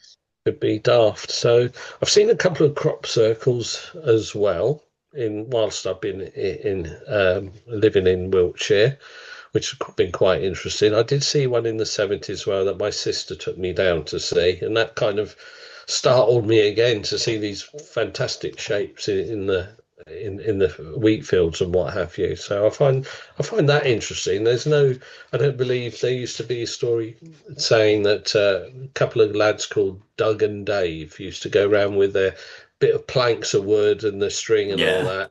you can forget that idea. Yeah, You I know, find that that was very just hard to believe. That is that's just more. BS, and they got Yeah, so more elaborate as well since that yeah. time. There's Anyway, no so way that. I mean, some of these, as you say, some of these crop circles are like incredible.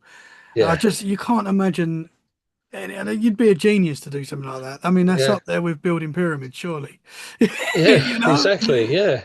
So, Yeah, and the way these crop circles are, they're interwoven, aren't they? yeah, So and they're pressed down without any breakages. You know, they're not snapped at the stalk. They're just bent down, hmm laid down. So when I went inside one of the crop circles nearby, 'cause it seemed to be happening all around Wiltshire, I went out to see one.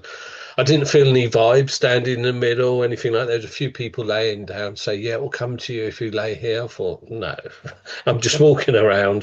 And it's a lovely shape, really weird, but I didn't feel anything at all. But I could see that how flat all the corn had been laid hmm without any breakages. It's just like somebody pushed it nice and gentle within a perfect. perfect within a perfect shape. Yeah, But there's a few people meditating in this crop circle when I went there, yeah. but I didn't feel anything at all. Because the crop circle one can be quite controversial. Because as you say, some people claim to make these things, and but you just think, how would you be able to do something so incredible Why would during you the waste your night? time? Yeah, why? Yeah, well, I mean, Why would you waste your time? Why why would wouldn't you you not be own down the up to pub? that? Why would you not Yeah, own up to that? You'd be like, look what I can yeah, do. I can exactly, do this with exactly. a ruler. Yeah, You know, exactly. Yeah, yeah. yeah, it's incredible. It's a strange one. It is, and I've sometimes wondered about how crop circles are made. I've seen the video that's online where it's got these three balls of light going around in a Yes, circle, and then all the wheat starts flattening and stuff like that. But I've also wondered if there's a possibility that it's coming from beneath the earth, like something dragging the wheat down from underneath rather than being interesting. above. Yeah. 'Cause we have magnetic fields, don't we, and things like that.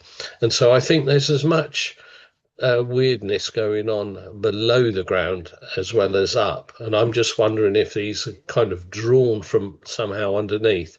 There's I can't remember the guy's name now, but there's a chap who wrote a book called Earthlights, and where his explanation is that UFOs caused by coming from the Earth, powers from under the Earth and stuff like that. hmm While some of that might have some merit, I'm not a believer in that as much, but I think they with the crop circle thing, I think there could be something underground going on that's creating Interesting. them.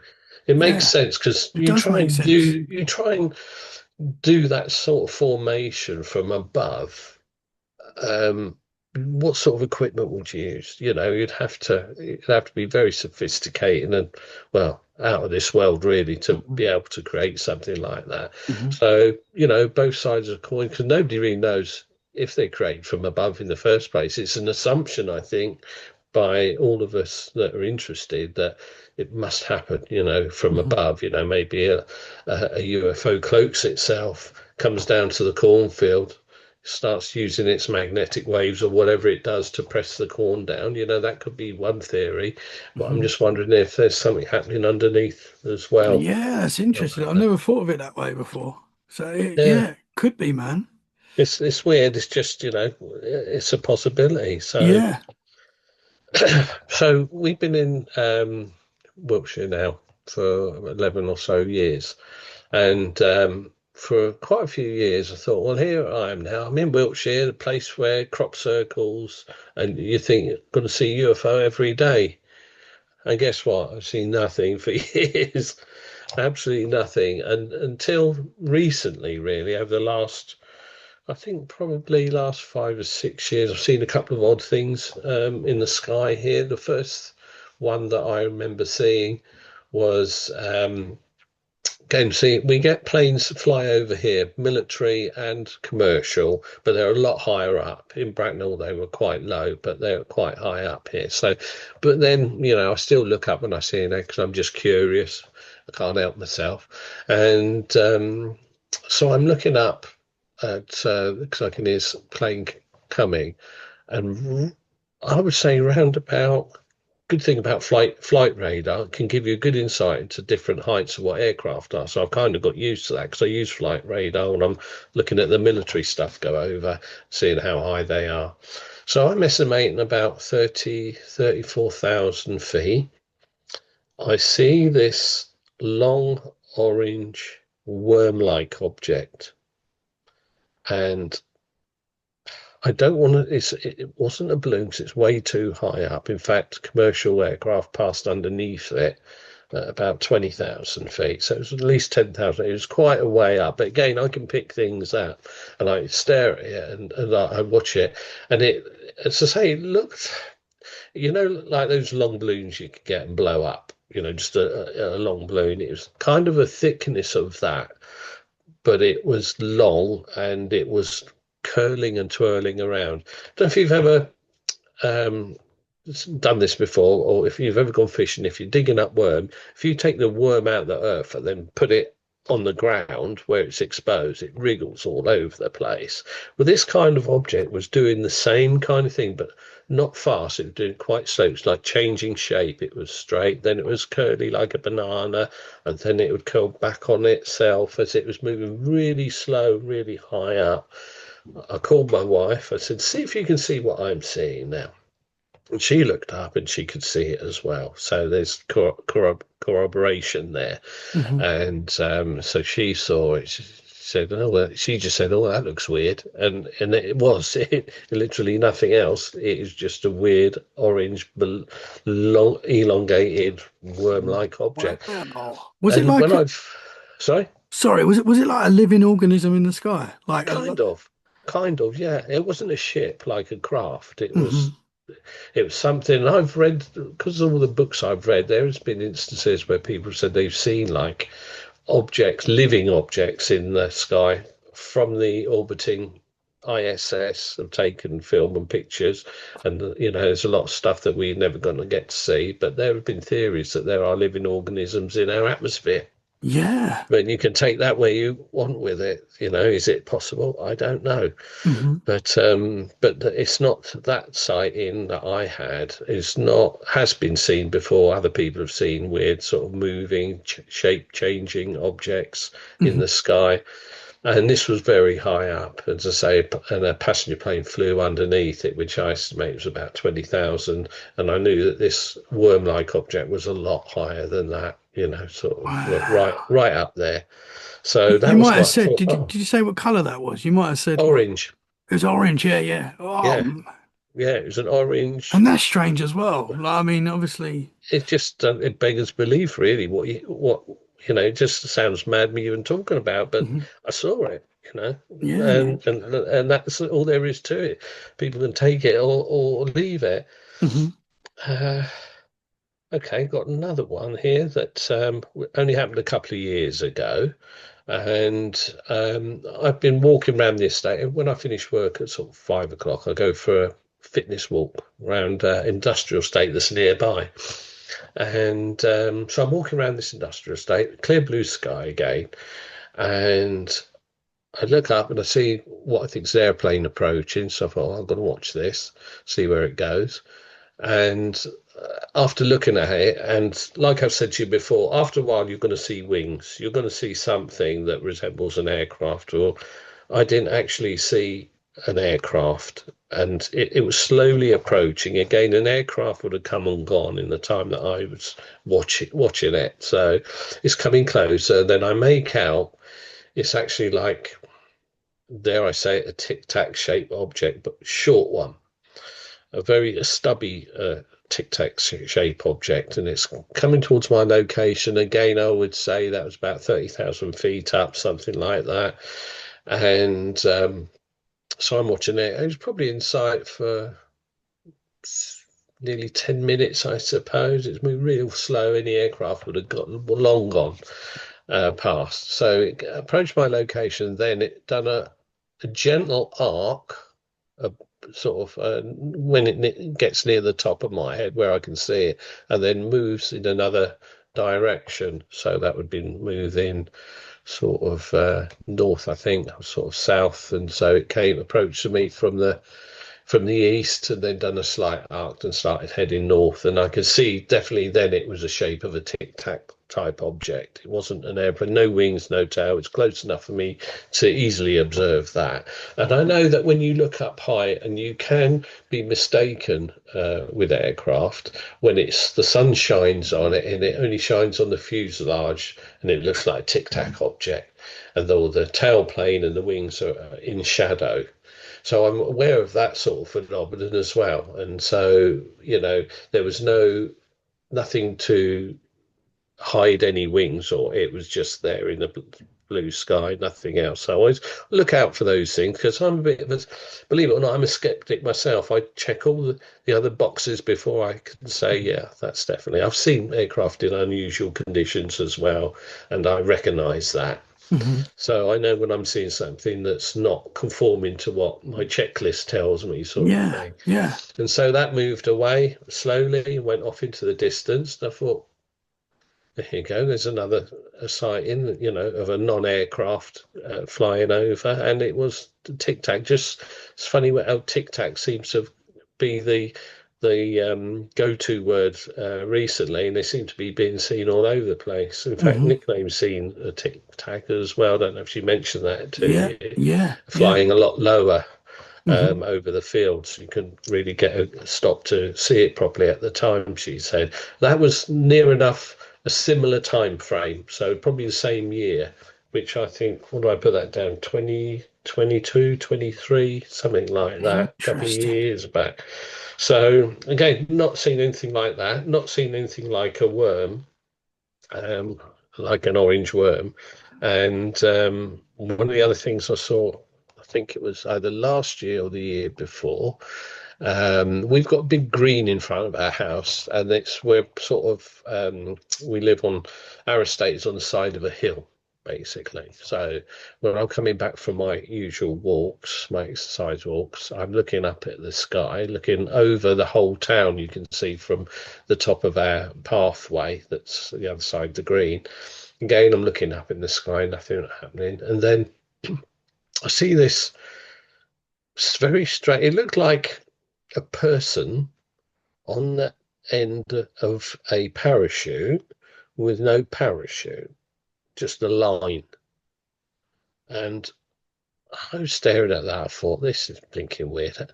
It looks like somebody's hanging on to a bit of line up in the air with nothing attached. And we, again, just gliding slowly. There was clouds, but it was in front of the clouds. Um, and I thought, what is that? It just looks like a big metal line coming down, and nothing, nothing on top of it or below it. It's just moving across the sky, but it's bulkier at the bottom, which gave the impression there was some form or something at the bottom of this line. I say body as an example, but it could have been anything or whatever. But it looked like a cable was attached to something at the bottom, but there was nothing, no balloon or anything like that above it, and it was just drifting through the sky real slow.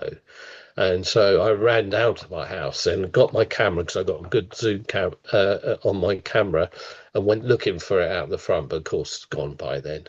You never get to see it again. But Hmm. again, it just bloody weird, very Yeah. strange. I mean, Interesting, it's man. it's it's so hard. It's hard to even describe what you're seeing, because it Hmm. just sounds loony, Yeah. you know. Not on this podcast, it don't. No, but it's yeah, it's very high strange. It definitely suits your show, something like that. Yeah. But I would, because I read so many books over the years, hundreds of books over 40 odd years. I know that these kind of sightings aren't, have been seen before. Just weird objects in the sky for no apparent reason Hmm. appear. Um, I used to read the books of Charles Fort. Have you heard of him? He had I wrote believe books so. in the 1920s of various happenings in the sky that people have witnessed, weird and wonderful things, Hmm. apart from the fish falling from the sky and all that kind of stuff, and strange objects, airship object with searchlights on the ends, things like that. So, I wouldn't be the only one that's seen these sort of strange. There are other people, Hmm. and some people might say I saw exactly the same thing. You don't know, but that was one of the latest weird sightings. And I think if we come up to date now, up to last year, I believe it was, her nickname was in my back garden, and she saw something. And she didn't, again, like I did, and like I think we all do, we stare at it before we get anyone else's attention because we're trying to figure out, is it an airplane, is it a helicopter, is it a bird, what the hell is it? And so you end up staring at it for a good couple of minutes before you say, oh, what's that thing over there? You know, what am I seeing? I don't know if she told you this, but basically this white object dropped below a cloud in between. It was partially cloudy, but it was daylight as well. So this object had dropped below a cloud and then carried on in its merry way, going into distance. And there was no wings, no noise, nothing other than it was just a brown, very bright object, similar to the ones I saw coming over my house that time. And it was just sort of slowly going away, and it was going at a steady course and a steady level. It wasn't dropping up or dropping down, it was going dead straight. Very similar to that silver spherical ball that I saw that dropped, that I thought was an airplane engine. It stopped and it went dead straight. And this was this object. She filmed some of it on a camera, so she's got camera phone footage as well. And I took a photograph of it, and I sort of blown it up as well. And again, this is just strange happening. She's out there, sitting out there, looking up at the sky while we're all chatting and everything, and she sees this object come out. So that was another one we both shared last year in my back garden. So they're certainly about. And Hmm. so the final one that I can tell you, if you're still awake, Oh, if you ever want to absolutely. So I could listen to this all day, man. It's so interesting. see. Well, just come back from holiday in Menorca. So my youngest son and his girlfriend and I were playing a game of cards on the. We had like a rooftop. What do they call it? Well, it's a flat roof basically on top of the villa, and I Hmm. had tables and chairs out there. So it was late at night, and we decided to play cards because it was very warm. It wasn't cold outside, and so I'm looking for satellites, things like that, while we're playing cards. And then I see this white, not very bright object, but faint enough, but you could still see it approaching. I thought, oh, this is a satellite. Because we did see quite a few flying over whilst during our stay. And I see this object again, like I say, you try and figure it out first because you don't want to bother anyone if it's just a satellite because they're flying over all the time. And then I see this object suddenly stop and start moving upwards, and then started doing different movements, different positions in the blink of an eye, sort of thing. And then it would go slow, it would go up, then it would stop. And I thought, well, this definitely isn't a satellite. So I said to my son, have a look at this, see if you can see what I'm seeing. And, you know, his girlfriend as well. And they were staring at it. And I was trying to think, I was going to make sure it wasn't like a floater in my eye that was making me see this star move in different directions. It wasn't just my eyes playing up. And they said, yeah, we can see it. And we can see sort of an aura around it. I said, well, I can't see that. I said, is it moving in, like jerking around in different directions? And they said, yeah. And they said, oh, you know, his girlfriend said, oh my God. And she could see it. So again, both my son and his girlfriend saw what I could see, and they could see it was moving in different directions, stayed basically in one part of the sky, didn't go too far one way or the other, just stayed in a small area, and it was moving up and down, zigzagging and stopping suddenly, and then it would just go straight up, stop, and then it'd go to the left, stop, and then, you know, diagonally downwards it would stop. And it was just bloody weird. It was, again, it's just one of those weird sightings that Yeah, if you end up, if you look up, you know, you might see something. Again, absolutely. all these things have been spread over many years, so it's not like I'm seeing something strange like a UFO or, Hmm. you know, weird object floating through the sky every day. These, you know, happen over months of Hmm. different times, you know, because otherwise people think, oh, he's making all that up because he's, you know, seen them every day. But this is, you know, over 60 years I've Yeah, covered now, yeah. up to most recent, which is, and that was the last thing that we've seen so far this year was that zigzagging. I think nickname was staying in the same place as us, but I didn't want to wake her up. So she was asleep. So it's just I had evidence there, and I hadn't, it's hard to explain something if there's no one else there. Hmm. Hmm. If you say, I'm just seeing this weird white object, it zigzagged around, it stopped, went up, went down, and, you're trying to explain something, it doesn't sound very exciting, but the fact that they both saw what I was seeing, Hmm. you know, corroborates it, and they're really excited because they've never Yeah. seen anything weird like that before. But Yeah. I knew then I wasn't seeing a floater in my eye or whatever. It's fascinating, man. So, It's but it's just fascinating. weird, It's so very weird. it's so cool, and I know I'm so interested in what you're saying because you're obviously an expert in, planes and stuff like that, and you are skeptical as well, and Oh yeah, I find that it's fascinating, man. It is yeah, fascinating. But yeah. you're right though. You look up, you keep looking up at the skies, you're going to see things that you It can't is. Don't explain. look down, look up. You never Look know up, what you man. might see. And, and I think obviously because of my background with aviation and stars and planets like that, that's what's kept me. That's why I stumbled across those. The only one I went looking for was that one in Yeah, Warminster, which scared the pants out off of me. But the other ones have just been random. Well, yeah, I've just been walking around or, sat in the garden or whatever, and I looked at an airplane, I've seen something else. And yeah, it's quite surprising, but it's very interesting. There's a lot going absolutely, on. There's a lot absolutely. going on. I'm glad you take interest in it because Oh, I love I'm it. sure a lot, people would find it quite boring. And Well, it's I've just, seen weird so, stuff in the sky that I can't explain myself. So I know mm, there's stuff out there, man, and yeah. it is fascinating. It's a difficult question, but what do you think these things are? And I know that's difficult. As in what Do UFOs? you think they're from another planet? Do you think they're interdimensional? Yeah. Do you think they're all of Well, these things? Like, yes, is it a I mixture? think the actual, if you draw out the word UFO, put a circle around it, you could spike off so many different avenues. And I think they are all part of the same phenomenon. And I Hmm. think I think we do have UFOs. In other words, I do think we have alien spaceships. I do believe they're visiting and have been doing for thousands of years. Whistleblowers are now coming forward to confirm this.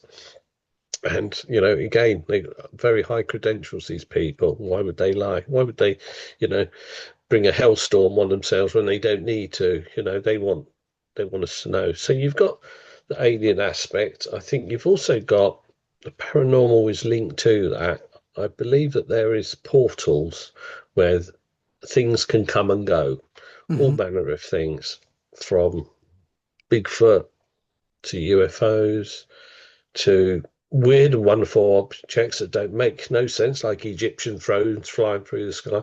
I think that there are corridors that open and close, and I think that's why some people only see certain things for a little while, then it disappears, goes goes away. The big cat sightings, do they go through a portal and end up and then go back through? I don't know if you know anything about the Skinwalker Ranch, Hmm. where Absolutely, they yeah. they believe there's portals where these creatures come from. People see them and then they disappear back into them, so they can never be found. A bit like the Bigfoot mystery, can Hmm. never seem to find. We kind of know they're there, but and see them and film them, but can't get hold of one, Hmm. sort of thing. Or Yeah. nobody's too brave enough to go them. So I think there are portals leading into different dimensions. It's quite possible that we could be sharing a vibrational dimension with other beings Hmm. that can trip over into ours, and which also would make sense in the fact that there are hundreds of thousands of people go missing every year. You've got hikers going up to Mount Shasta that disappear and never come back again. Hmm. They think that could be a portal. I actually think that aliens live inside Mount Shasta, some people think.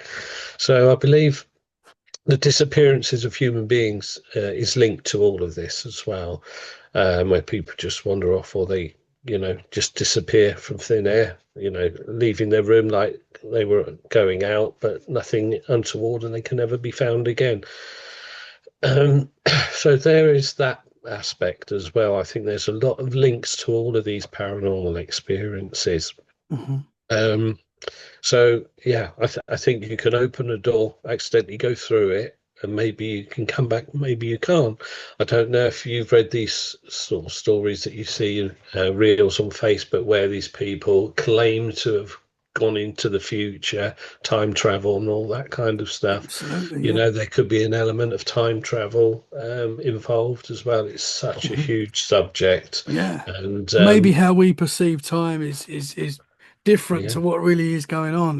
yeah, Our concept of time, and it might yeah. be we've got this one way, this one timeline, but there could be thousands Yeah. of timelines going on Oh, around us. yeah. And I think that's what happened. I think it's too numerous to pin anything down on. Hmm. I think there's a lot going on. Um, Bermuda Triangle, all that kind of stuff, ships that have come down. I do believe there's an element of unpredictable weather in the Bermuda Triangle. I do believe that has claimed a lot of ships. Hmm. But equally, there's some weird stuff as well. Yeah, it's fascinating. I see where nickname gets it from now. But yeah, I think, over all the books, I kind of, with all those different spikes coming off of it, I believe there's all of that included. Hmm. Portals, living in the same time space as maybe other beings, other planetary aliens, coming from galaxies far over. I think there's all of that, and that's probably why we never get to know because it's too deep a subject. There's too much going on that it might scare the pants off of everyone Hmm. if they Hmm. say we're sharing the same planet with another creature or set of creatures. And people may just panic. I think there is an element to that. If you go back to the War of the Worlds broadcast by Orson Welles, people who just switched on and didn't listen to the beginning actually thought they were being invaded, didn't they? And Hmm. started packing Hmm. up and heading for the hills. Yeah, So there is absolutely. that element. I think the government will always hang on to that Hmm. Hmm. so we don't get to know. Yeah, absolutely, Excuse man. me. Vic, I'll get some I water. have absolutely loved talking to you today. I could listen to you all day, man. It's fascinating because I know you obviously you deep dive into this topic and you know what you're Mm, talking about. You, as you say, you mm, know when you see a plane in the sky that might mm, look mm. strange. Like someone Yeah. like me, I see something, I haven't got a clue about aviation and stuff like that. So Mm, everything's a UFO. But to you, mm, you mm, know what you're talking about, and I can clearly tell that you're switched on to this. So it's mm. fascinating to hear, man. And Yeah. I really appreciate your time today and you coming No, on and going that's my through. And pleasure. it's great how you've got the timeline as well. You've got it in order and it's fascinating stuff, man. It's Yeah. fascinating. And Yeah. I think like you said, sorry, man, No, go on, Karen. there's like a mixture of things going on. There Yes, I could think be so. living organisms in the sky. There could be, interdimensional aliens around us. And Mm, I think that's half of the problem is there's so much going on and we put it all in the mm, same bracket and it's mm, probably not. There's a numerous things going on there, but mm. we put it all under the UFO bracket and it is UFO, but Yeah. what it is, we don't know. Yeah. Fascinating. I don't like the word UAP. It's No, almost it's not. like to try and soften the fact that these objects maybe they're not flying, as Lou Elizondo says, they travel, they don't fly, but unidentified anomalous phenomena. It's almost intimating that you're not really seeing what you're seeing. You're seeing as atmospheric phenomena or something like that. Hmm. I know UFO is probably the wrong word as well now, although it's favoured still. Unidentified flying object. Lou Elizondo says, well, they're not actually flying. We don't know how they're flying, so we call them unidentified anomalous um, phenomena. Hmm. But I still prefer UFO. And they're flying somewhere or another. They're manoeuvring, through the air one way or the other. Yeah, Even though you can't see absolutely. the propulsion there, but where I am at the moment, as Nick knows, I'm more into crash retrievals now. I've done loads of Hmm. research and whatnot on that, so that's a completely another sort of subject that we can maybe Yeah, follow on from what I believe that on would be that. awesome. Yeah, I'd love to So get you back and get into that with you. yeah, If you'd come yeah, we back can on, visit that. that'd be Yeah, we can amazing. we can revisit that. We can do that Awesome. sometime. Awesome, And man. we go into my beliefs of that, and that's where Yeah. it ends. Once the lid comes off, Yeah, you go once down you the get rabbit some hole. proof, That's it. once the lid comes off, then everything else is true. That Yeah. weird objects, UFOs, creatures. There's a link in there somewhere to it all. So, but it's Absolutely. great. Yeah, well, thanks for having me on, Vic, Tommy. I thank you much so appreciate much. that. It's been an honor and a pleasure. Thank you so much, man. And I'm looking forward to talking more. And Yeah, keep us posted if anything else happens. I'd love I to get you will do. back on to talk about the Yeah, crush retrieval. That'd be very yeah, interesting. yeah. Thank you so much for your time, man. No problem at all. Fascinating stuff. Great. It's good to be here, Tommy. I hope the listeners enjoy what we've had to discuss as well. So you can Absolutely. take it or leave it. Believe it or not, it doesn't matter. It's happened. Yeah, You know. But absolutely, man. Absolutely. okay. Guys, Right. thank you so much for listening. We hope you've enjoyed the episode. If you have, share it where you can. That is a great way to support the show. And we'll be back very soon for more freaky conversations. In the meantime, stay safe and keep it freaky. Bye for now. Thank you very much, sir.